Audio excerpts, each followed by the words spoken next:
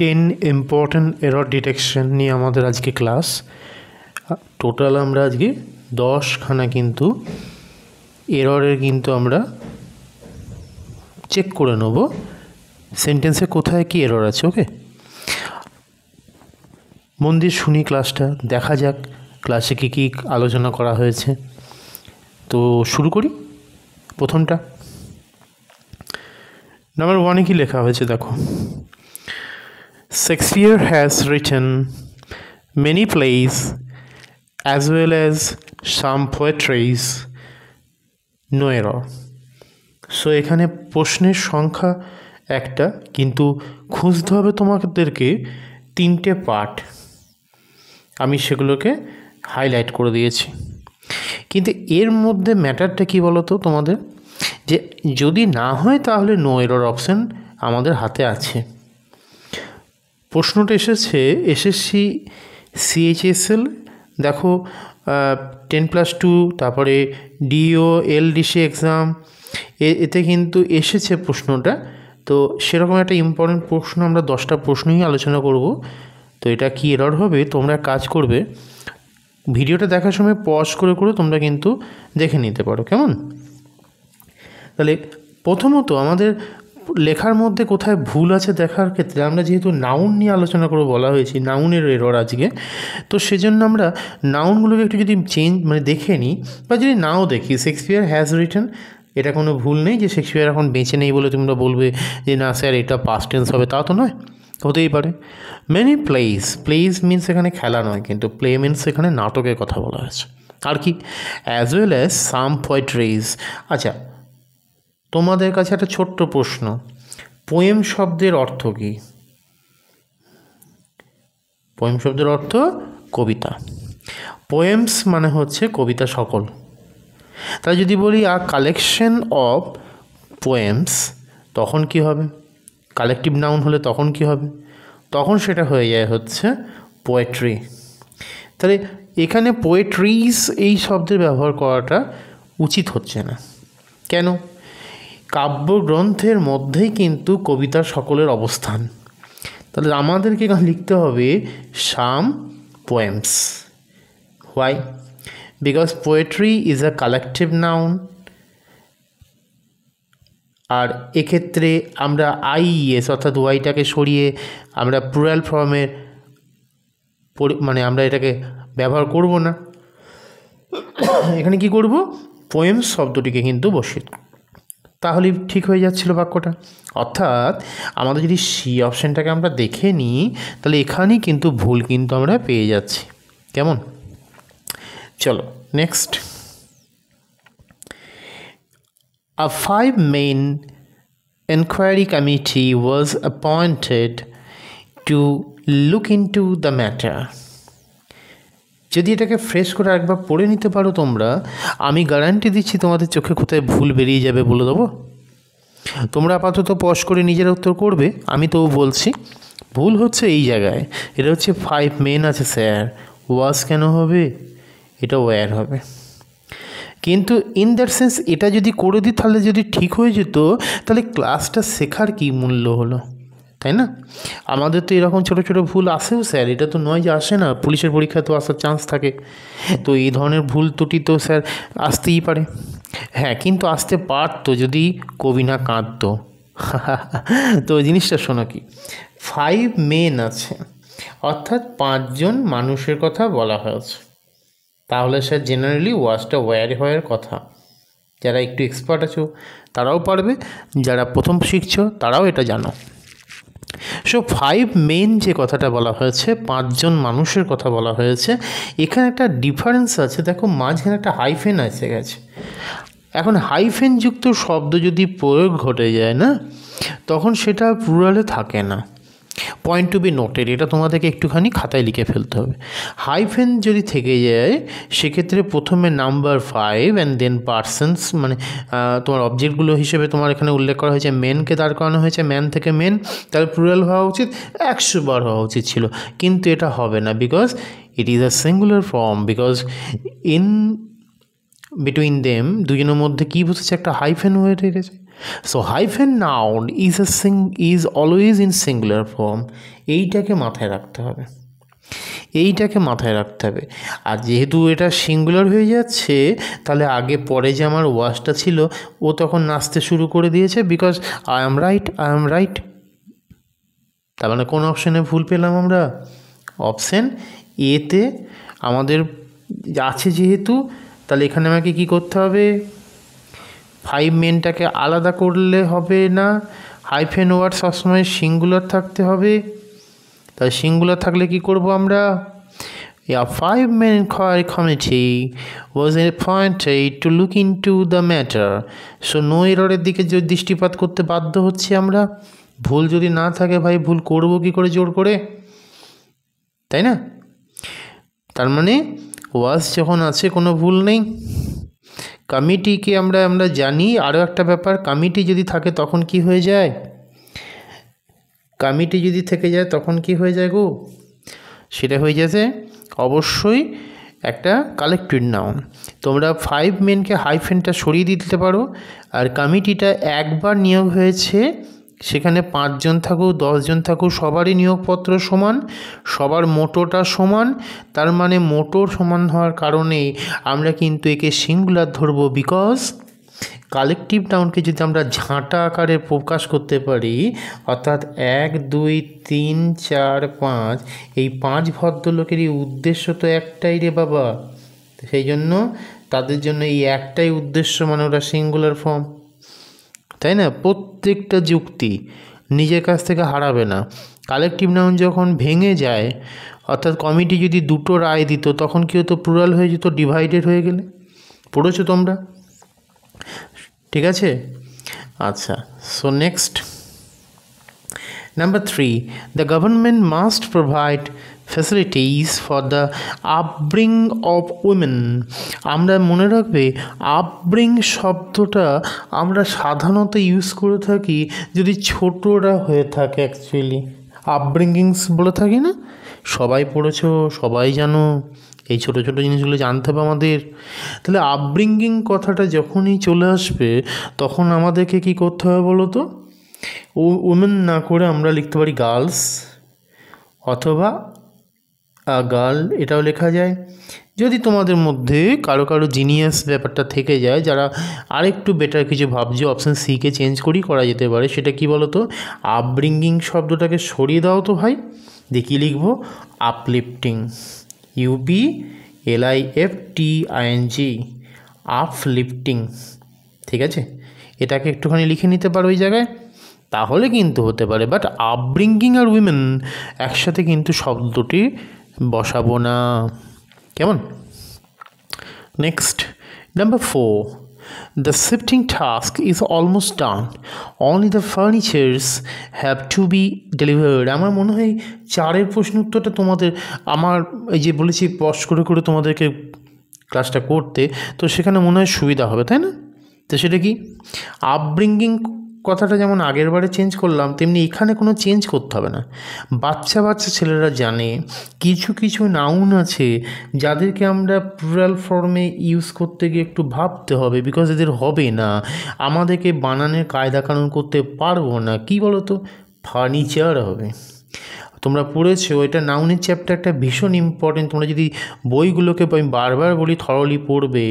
Furniture শব্দটি এমনই একটা শব্দ যেখানে আমাদের এস দেওয়ার প্রয়োজন পড়ে না। এইখানে এস দিয়ে ফেলেছে, তো মারো দাগ অপশান বি, অর্থাৎ অপশান বিতে ভুল আছে। ঠিক আছে, তোমাদের কিন্তু এগুলোর সম্বন্ধে থরলি ক্লাসগুলো ছোটো ছোটো থাকবে, ছোটো ছোটো ক্লাস থাকছে, ক্লাসগুলো মন দিয়ে করতে হবে। আর কী করতে হবে? অবশ্যই বইয়ের পড়াগুলো ভালো করে একটা বই কিনে নিয়ে বইগুলোকে যত্ন করে পড়ে শেষ করতে হবে। কোনো স্যার কিন্তু কখনোই বইয়ের ঊর্ধ্বে নন, বই পড়তে হবে। Next, number 5, if you are in the wrong gears the car won't be able to climb the hill. ভাই তুমি রং গিয়ারে থাকলে কিন্তু গাড়ি ওপরে উঠবে না। তাহলে এখানে একটা মজার ব্যাপার আছে, কি বলো তো? ইন দ্য রং গিয়ার্স হতে পারে না। তুমি জানো গাড়িতে অনেকগুলো গিয়ার চেঞ্জের ব্যাপার থাকে, ফার্স্ট গিয়ার সেকেন্ড গিয়ার এইরকমভাবে চেঞ্জ হয়, কিন্তু ভাই একটা টাইমে একটা গাড়ি অনেকগুলো গিয়ারে রান করে না। তার মানে আমাকে কি করতে হবে, এসটাকে হাঁটিয়ে দিতে হবে, গিয়ার করতে হবে, ইন দ্য রং গিয়ার, ভুল গিয়ারে চালিও না, ভুল গিয়ারগুলোতে চালিও না, এরকম বাংলা মনে হয়নি। তাহলে আমাদের যাদের যাদের আমি বাংলা মিডিয়াম স্টুডেন্টের জন্য ক্লাসগুলো শুরু করেছি, তো সেক্ষেত্রে আমার মনে হয় তোমাদের এটা অসুবিধা হওয়া উচিত নয়। In the wrong gear but not in the wrong gears. Why? Because a man can't run a car in several gears in one time. একটা সময়ে অনেকগুলো গিয়ারে গাড়ি কী করে চালাবে, তাই না? আমরা এইগুলোকে মাথায় যদি রাখাতে পারি, সামান্য কিছু বুদ্ধি খরচ করলে এক একটা প্রশ্ন উত্তর করতে নিমেষে হয়ে যাবে। এই 10টা প্রশ্ন আলোচনা করব, আমাদের পরীক্ষায় কতক্ষণ লাগা উচিত? হার্ডলি 4 থেকে 5 মিনিট, তার মধ্যেই করে ফেলবো কিন্তু আমরা। সো স্যার একটু ফাস্ট করার চেষ্টা করছে, আমরা করে নেব। আমরা পরীক্ষায় অনেক ফাস্ট করবো, এটা স্যার বোঝাচ্ছেন বলে একটু সময় লাগছে। There is no money in the bank in Rajesh and Rina's joint account. ঠিক আছে, জয়েন্ট অ্যাকাউন্ট একটা হয়েছে। ধরো ইনকেস আমার বাবা মার ক্ষেত্রেও একটা জয়েন্ট অ্যাকাউন্ট আছে, সে অ্যাকাউন্টে মা আছেন, মাদার, এবং আমার বাবা আছেন। তাহলে দুজনের জয়েন্ট অ্যাকাউন্টটা কি দুজনের? হ্যাঁ অবশ্যই, কিন্তু অ্যাকাউন্ট তো ভাই একটাই। সেখানে আমার যদি অ্যাকাউন্ট নম্বর থাকে, তুমি কি দুজনের জন্য দুটো অ্যাকাউন্ট নম্বর পাবে? কোনো দিন পাবে না। তার মানে অ্যাকাউন্ট যখন একটা হবে, তখন রাজেশের অ্যাকাউন্ট, রিনাস অ্যাকাউন্ট দুটো তো আলাদা নয়। রিনা আর রাজেশ দুইজনের অ্যাকাউন্ট বলা হয়েছে, তাই চেঞ্জ করলে কী করবো আমরা? কিচ্ছু নয়, খুব সিম্পল। এটা তার একটা আইডেন্টিটি, বাট আইডেন্টিটিটা দিচ্ছে দুজনকে বোথ। সো প্রথম অ্যাপোস্ট্রফি এসটাকে হাঁটিয়ে দেবো, Rajesh and Rina's joint account. তবে না মনে হচ্ছে দুইজন একসাথে আছে, নাহলে মনে হচ্ছে ও বলছে আমার অ্যাকাউন্ট, ও বলছে আমার অ্যাকাউন্ট, ও বলছে আমার অ্যাকাউন্ট, ও বলছে আমার, মারমাই লেগে যাবে দুজনের মধ্যে। তাহলে কী করবো আমরা? অপশান বিতে ভুল পাবো, এসটাকে হাঁটিয়ে দেবো, অ্যাপোস্ট্রফি এসটাকে হাঁটিয়ে দেবো। চলো next. Can you imagine that she has 35 pair of shoes? 35 pair of shoes কী হতে পারে? পেয়ার অফ শুজ বলতে কিন্তু মনে রাখবে এক জোড়া জুতো। কতগুলো জোড়ার কথা বলা হয়েছে? 35, 35 জোড়া। তখন কিন্তু হয়ে যাবে 35 পেয়ার্স। আমরা জানি পেয়ার অফ শুজ হয় কেন, চপ্পল দুটো বা জুতো দুটো কিনতে হয়, কিন্তু কত জোড়া বললে তখন জোড়াটা কিন্তু সিঙ্গুলারে থাকছে না। ভেরি সিম্পল, খুব সহজ। তোমরা কিন্তু পজ করে করে ক্লাসগুলো উত্তর দেবে, ওকে? আর নোটিফিকেশান বারটায় অন করে রাখবে। যারা যারা সাবস্ক্রাইব করোনি এখনও পর্যন্ত, একটু সাবস্ক্রাইব করে নিতে হবে, আর একটু শেয়ার করে দেবে বন্ধুদের মধ্যে। আমি তো সবসময় ক্লাস দিয়ে তোমাদের জ্বালাতন করি না, ইম্পর্টেন্ট ক্লাসগুলো থাকবে একটা দুটো করে, তোমরা কিন্তু একটু করে দেখবে, আর অবশ্যই আগে নিজেরা উত্তর করে নিই, তারপর মিলিয়ে নেবে। Next, 3 summons have been issued by the district court, but he has not turned up yet. ভাই এখন চোর চোর অনেক শুনতে পাচ্ছি, অনেক লিডারকে ধরা পড়ছে, তো সেরকমই কেউ কেউ হয়তো এতবার ডেকেছে কোর্টে, কেউ যাচ্ছে না, কেউ জাঁদলের ক্ষমতাবান লোক আছে, কিন্তু আমাদের তো ওই লোক নিয়ে বেশি লাভ নেই। সামন শব্দটাকে আমরা সিঙ্গুলারে ইউজ করে থাকি, বাট এটার প্লুরাল ফর্ম অন্য হয়। সামন্স হয় যখন, তখন বানানো একটা ই চলে আসবে না, SU MMONES, এই শব্দের ব্যবহার ঘটাতে হবে আমাদেরকে। এখানে 3টে সামান্য কথা বলা হয়েছে, তো ভাই এরকম এস ডাইরেক্ট আসবে না। অর্থাৎ এখানে যে ভুলটা আমরা পেলাম সেটা কি বলতো, একটা ছোটোখাটো ভুল। আমরা সিঙ্গুলার থেকে প্লুরাল করতে গিয়ে বানান বিধিতে কোনো ভুল আছে কি না দেখার জন্য এটা করা হয়েছে, ঠিক আছে? খুব সুন্দর জিনিস, ক্রুশিয়াল জিনিস, একটু মন দিয়ে করো। আরও টাফ লেভেলেরও ক্লাস আমি দেব, তখন দেখতে পাবে। Next, number 9, there is no place of you in this compartment. এই কম্পার্টমেন্টে তোমার জন্য কোনো জায়গা নেই। লে হালুয়া, রাগ হবে সবার, কী বললো এরকম ব্যাপার। তো আমাদের রাগ নিয়ে লাভ নেই, উত্তর করতে হবে। আর যদি না খুঁজে পাওয়া তাহলে নো এরর। তাহলে একটা কম্পার্টমেন্ট, একটা জায়গা আছে, সেই জায়গার মধ্যে বলছে তোমার কোনো রুম, তোমার কোনো জায়গা নেই এখানে। দেখো আমি বলে ফেলছিলাম তোমাদের, এখানে প্লেস শব্দের ব্যবহার করব না, কি করব, নো রুম। একটা ঘনিষ্ঠ বা সংঘবদ্ধ অবস্থায় থাকা জায়গাতে যদি সেখানে কোনো স্পেস না পাওয়া যায়, তখন সেই স্পেসটাকে আমরা কি বলবো, রুম দিয়ে চালিয়ে দেবো, রুম দিয়ে চালিয়ে দেবো। কেন? দ্য রুম মিনস কি, দ্য অ্যাভেলেবল ক্যাপাসিটি। ঠিক আছে, আমরা কি বলতে পারি আবার, অপরচুনিটি ফর সামথিং। ক্যাপাসিটিটা কি, একটা সংলগ্ন জায়গা, যেখানে অনেকজন আছে, একটা টেবিলের মধ্যে বা একটা চেয়ারের মধ্যে, মানে বেঞ্চের মধ্যে অনেকজন বসে আছে, তো 4 জন হয়ে গেছে, একজন পেলো না জায়গা, তাকে কী বলতে বাধ্য, আমরা রুম বলতে পারি। একটা ঘনিষ্ঠভাবে থাকা জায়গার মধ্যে যদি রুম খুঁজে না, ওকে। আর প্লেসটা কখন হতো বলো তো, যদি আনডিফাইন এক্সটেন্ট বলা যেত, যেখানে একটা স্ট্রাকচার নিজেই বিল্ড করছে আর কি, সেই জায়গায় আমরা কিন্তু প্লেসকে বলতে পারতাম। ঠিক আছে, হ্যাঁ, তাহলে প্লেস কিন্তু রুমের জায়গায় বসবে না, ওটা একটু বড় সড়ো জায়গার ক্ষেত্রে হচ্ছে। আর রুমটাকে আমরা মানে সংলগ্ন থাকা ঘনিষ্ঠ অবস্থায় বলবো। এখানে একটা কম্পার্টমেন্টে বলছি জায়গা নেই, মানে বাকিরা সেখানে হয়তো শুয়ে বসে আছে, তুমি জায়গা নেই সেখানে, okay. Next one,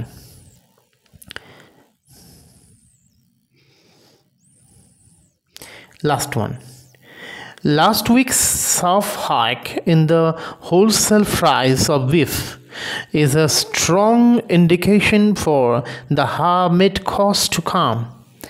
And no error, CGL মানে এসএসসি গ্র্যাজুয়েট লেভেল, বুঝতে পারছো, টিয়ার 2 এক্সাম, এটা কিন্তু খুব ভালো প্রশ্ন ছিল, স্ট্যান্ডার্ড কোয়েশ্চেন। তো এখানে কী করতে পারি আমরা, কিচ্ছু করতে পারি না। কিছু করতে পারি না মানে করার প্রয়োজন নেই, অন্য কিছু দেখতে হবে, ভাবনা চিন্তা করতে হবে।